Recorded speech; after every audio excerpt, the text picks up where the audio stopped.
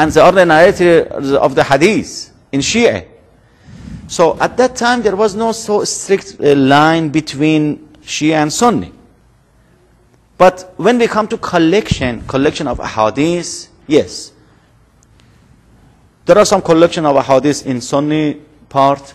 We call it Sahah Sitta, 6 books, and a collection for Shia we call Kutub Arba'a.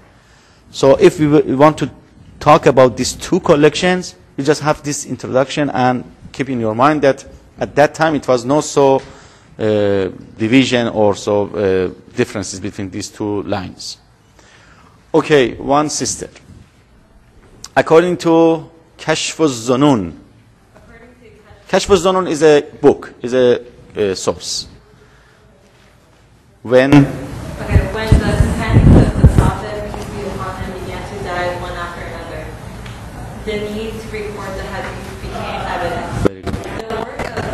The work of compilation of hadith continued until the time of Imam Bukhari and Imam Muslim, who were followed by Tirmizi, Abu Dawud Sijistani, and Nasa'i, and others. They are the authors of the Sahih set. Yes. The Sunni collection of hadith took its final form more than 230 years after Prophet Muhammad, peace be upon him. Later, scholars may have debated the authenticity واقعی بودن، حقیقت داشتن a particular hadith.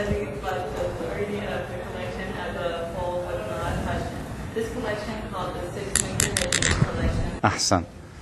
So we are talking about as-sahah as-sitta. As-sahah as-sitta. You know, as-sahah is the plural of what? Sahih. Sahih is the title or the name of a hadith which is good, which is right, which is acceptable. Inshallah, we'll discuss more about different types of hadith. Some hadiths are good, some hadiths are hasan, a level after good. Some hadiths are, for example, muwaththaq, and some hadiths are za'if, weak. So we have 4 levels for hadith. The lowest level is weak, and then we have muwaththaq, and then we have hasan, and then we have sahih. So sahih is the highest level of a hadith for both Sunni and Shia. In Shia also we call sahih, we call hasan. So Sunni scholars believe that whatever comes in these 6 books are sahih, are acceptable. But in Shia, no, we don't have this kind of acceptance. We don't say whatever comes to the 4 sources, al-kutub al-arba'a, are sahih. No, some of them are sahih, some of them are not. We have to follow the criteria.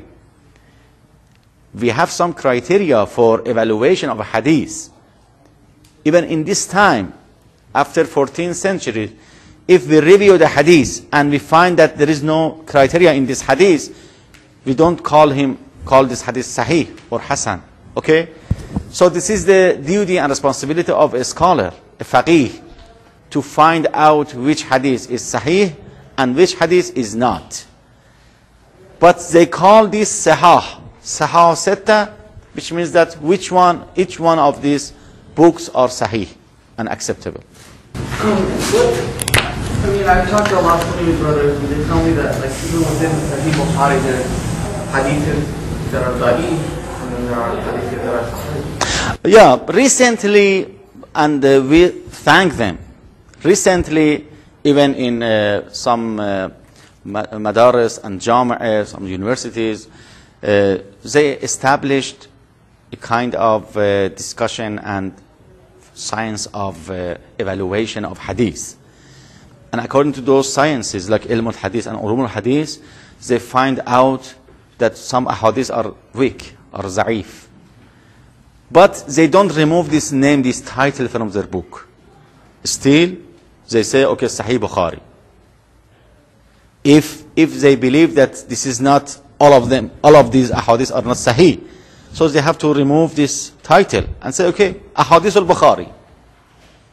Ahadith al-Muslim, not Sahih Bukhari. Sahih, if they mean by Sahih that it should be acceptable, so at least some of ahadith, yes, they believe that some of ahadith are not Sahih or Zaif or weak. So just we say, if they call this book as a Sahih, what does it mean? If it means that some of them are Sahih, okay, we accept it. If it means that no, all of them are Sahih, nobody accepts it.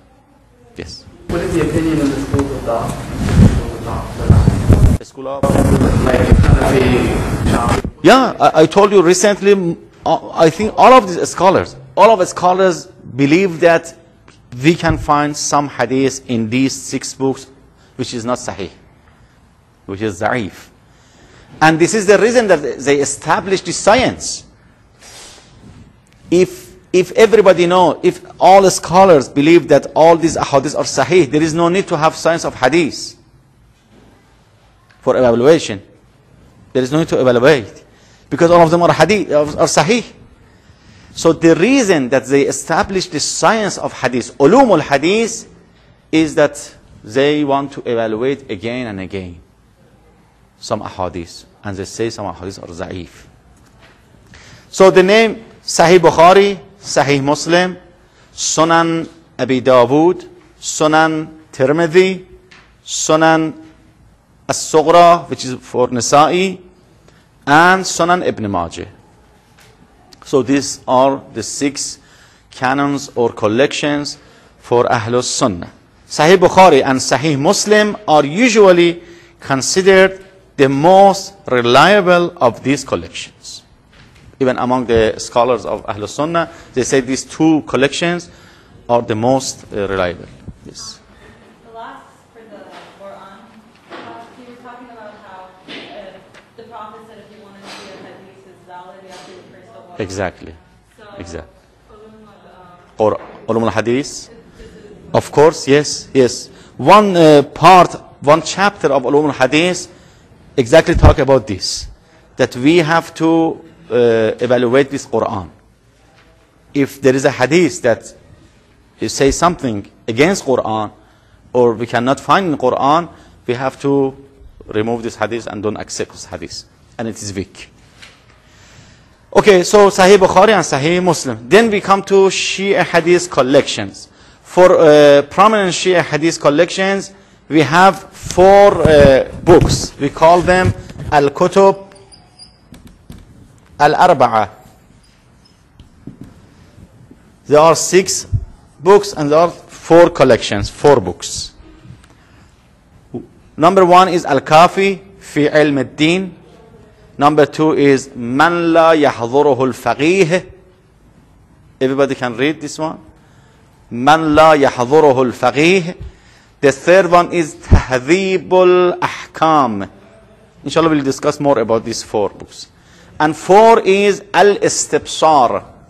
Al-Istibsar fi makhtulifa fihi min al-akhbar. Okay, Shia scholars. Do you want to? Shia scholars do not believe that everything in the 4 major books are Sahih. Every hadith must be individually examined through the process of Fahm al-Hadith. Any hadith that conflicts with the Quran or logic is immediately thrown out. Because of the source and chain of narration of the hadith, the Shia al-Jafari rely only on the hadith as narrated by Ahlul Bayt, or those hadiths in the Sahih, As-Sihah Sitta, Bukhari, Muslim. Similar to what Ahlul Bayt had quoted. Okay, so everybody understand that in Uloom al-Hadith we discuss about all these liability and accept, because yes, for example, some ahadith from Sahih Bukhari, Sahih Muslim, we accept that, no problem. Even now, if you refer to Baytul Maraji', the home of Marja' Faqih in Shia, they have all these books in their home. It doesn't mean that because it is from Sunni. No, it is our reference. But we have criteria. If we find a hadith which is against or in the contrary with the Quran or Ahlul Bayt, we don't accept that. But maybe a good percentage of ahadith is acceptable. So we accept that. So there is no reason to deny all ahadith in Sahih Sittah. No, we accept many of them, but we have some criteria. Yes. So is this